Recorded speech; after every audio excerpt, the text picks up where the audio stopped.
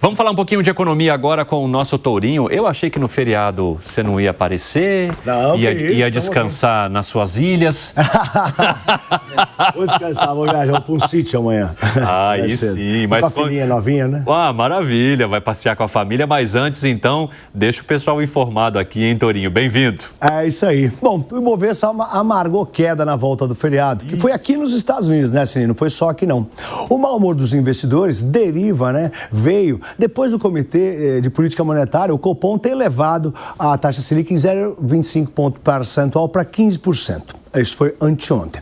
E sinalizou que a taxa básica de juros vai permanecer alta por um tempo mais prolongado do que o esperado.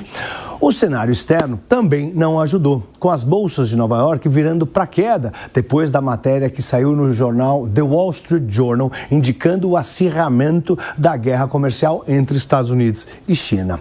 Segundo o Wall Street, o governo dos Estados Unidos avalia revogar isenções que permitem empresas como a Samsung utilizarem equipamentos de fabricação de chips com tecnologia americana em suas fábricas localizadas na China. Isso contribuiu para derrubar as ações da Vale de siderúrgicas, Usiminas, por exemplo, caíram bastante e pesaram no Ibovespa. Saiu uma notícia também de que a China bateu recorde de importação de soja do Brasil em maio. Os chineses estão usando a soja, entre outros produtos do agronegócio, como arma em seu embate com Washington. A China é o maior comprador de soja do mundo e importou 12 milhões de toneladas do Brasil só em maio, 37% a mais do que o maio do ano passado. É bastante. Também teve uma certa cautela antes do fim de semana, com receios que o conflito Israel-Irã escale. E como hoje é ponte de feriado, as bolsas tiveram liquidez reduzida também, sem contar que foi vencimentos de opções aqui no Brasil e nos Estados Unidos, o que sempre mexe na bolsa. Bom, no fim, o Ibovespa terminou aos 137.115 pontos, com 1,15% de queda. Nessa semana de 4 dias, o Ibovespa ficou cravado no 0 a 0, tá? Na semana curta. Bom, o dólar né? chegou a cair de manhã, né? Mas aí virou, né? E subiu 0,5%. Fechou valendo R$ 5,51 com a piora do ambiente por risco no mundo inteiro. Ô, Tourinho, rapidamente, você acha justificável a decisão do Copom sobre manutenção e, inclusive, expectativa de que essa taxa básica de juros se mantenha alta por mais tempo, mesmo com os últimos sinais que a economia brasileira vem dando? Eu acho que sim, né? O Banco Central está sendo cauteloso, está mostrando credibilidade ao mercado. É um Banco Central, é uma composição do Comitê de Política Monetária, levantou um pouco de dúvidas, né? No começo, quando essa equipe assumiu, né? Desde a virada do ano, o Comitê de Política Monetária é formado por 9 membros, cada um com direito a voto. O presidente do Banco Central tem direito a voto também. Até por isso, o presidente do Banco Central não é culpado pela taxa de juros, sim o comitê. E esse comitê, desde a virada do ano, tem 7 membros indicados pelo presidente Lula. Até dezembro, 5 tinham sido indicados pelo Bolsonaro, 4 pelo Lula. Então, ele está passando credibilidade para o mercado, muito importante. A gente viu a alta forte do preço do petróleo, tem as preocupações da escalada da guerra, né, Israel-Irã. Então, eu acho que é um movimento que é positivo e traz credibilidade ao mercado. Eu acho bom.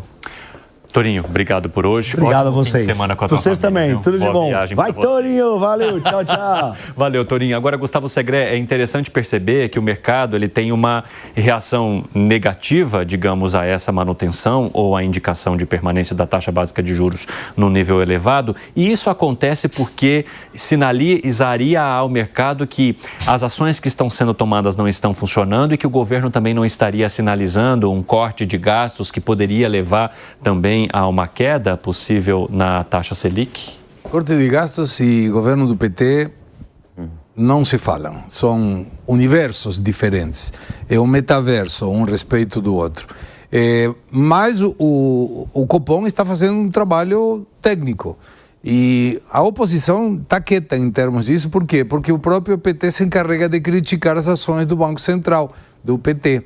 É um Banco Central que, como o Tourinho explicou, 7 dos 9 membros são determinados por esse governo. E aqui não aparece mais ninguém. O rapaz, o cidadão, aquele que não entende nada. Quem continua pressionando muito é Gleisi Hoffmann, parte do núcleo duro do PT, mas sem nenhuma expectativa de que isso vai mudar absolutamente nada. O Banco Central está fazendo um trabalho técnico, é uma taxa de juros ruim para o país, mas é o que temos hoje se o governo não se tocar que deve diminuir o gasto público. Você acha que essa seria uma responsabilidade do governo, Piperno?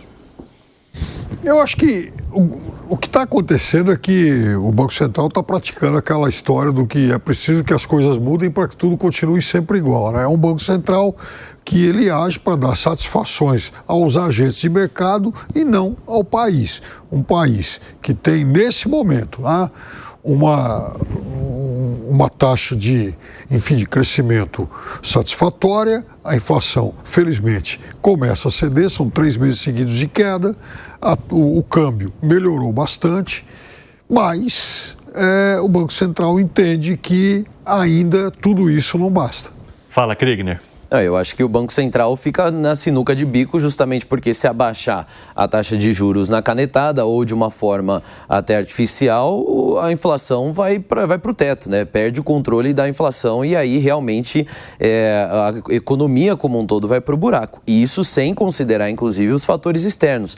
Numa eventual escalada do conflito com o Irã, nós vamos sofrer aqui também. E vai ter um impacto aqui na questão não só do petróleo, mas de todo o transporte de carga, enfim, todas as questões envolvidas ali na região ali do Irã. Então, o cenário não está bom não para que o Banco Central possa sair simplesmente aí baixando taxa de juros. Não acho que eles só estão jogando para o lado dos agentes financeiros, não. Acho que eles estão olhando para o todo.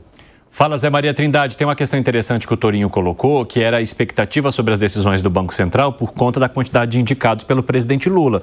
Mas a gente sabe que quem assume esse cargo também tem uma preocupação extrema com a sua própria história e com a sua trajetória na economia brasileira. O Galípolo era o homem de confiança do Fernando Haddad ali no Ministério da Fazenda, né, da equipe econômica. E a expectativa era de que ele fosse muito mais ligado ao governo. Mas é novo, tem toda uma história pela frente, né? Tem todo um trabalho pela frente.